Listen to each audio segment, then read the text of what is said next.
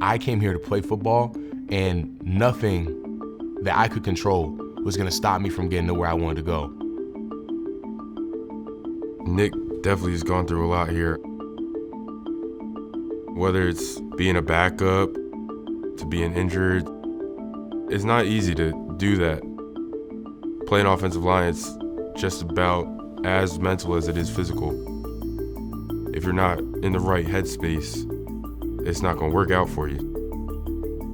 You're working your tail off, you're putting everything into it. You question, why aren't they giving me this shot? Leaving didn't even feel right. Starting somewhere else didn't even feel right. This is home for me. So snap back to the process, snap back to the grind, snap back to what you work for.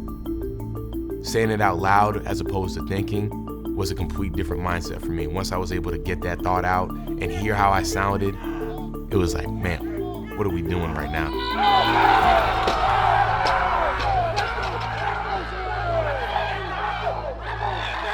This offseason, every single day, I knew I wanted to be an elite guy. I'm a guy that wants to help this team out and be a game changer on the offensive line. Before we came back to school, I was in it, working out, watching tape, getting sets, because I understood that this role was going to demand the most out of me. So I needed to dump the most into myself.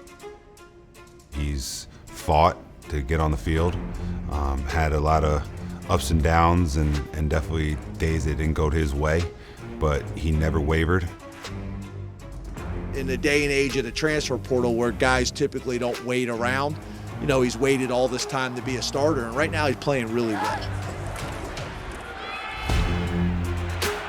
I waited 4 seasons to start here.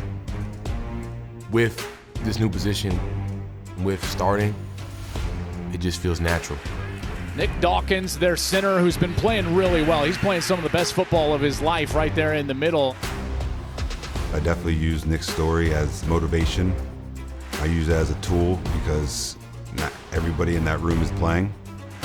They see that one day I could have that opportunity if I just stick with it and I attack every day and have the mindset and the energy and the effort and the leadership that Nick has.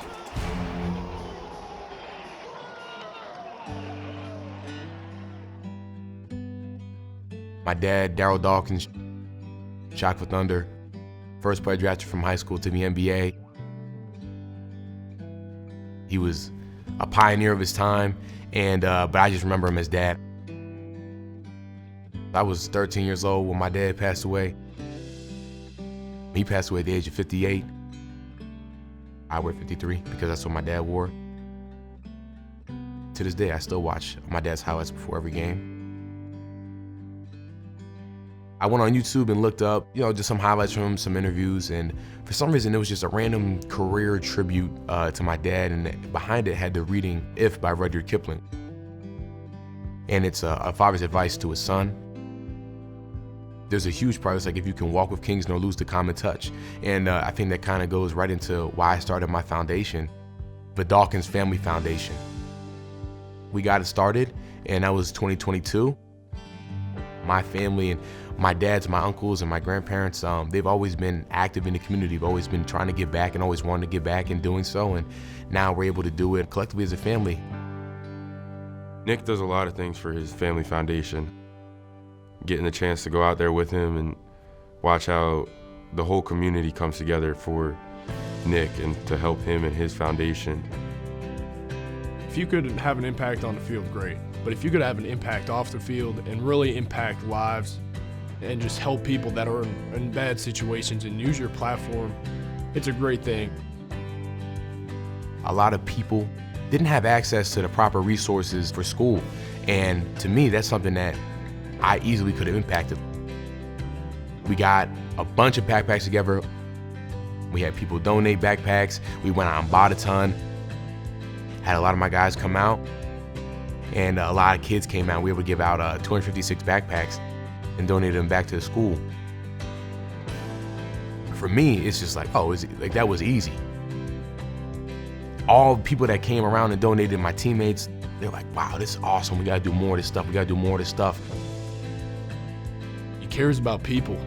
It's never about the notoriety for him. He's, you know, a lot of stuff is his time, his effort, his money. It's really just to help the people around him. I think a lot of people want to do more of that stuff, they just don't know how to get their foot in the door. So for me, it's like, yeah, like a lot of my guys getting their foot in the door, want to do more community work, coming out, they themselves are volunteering at other places, and it kind of just giving them that hope and that inspiration that I got from my family, that I got from my dad. I think of my last name as the greatest gift that you can ever get. Now my job is to add more value to it.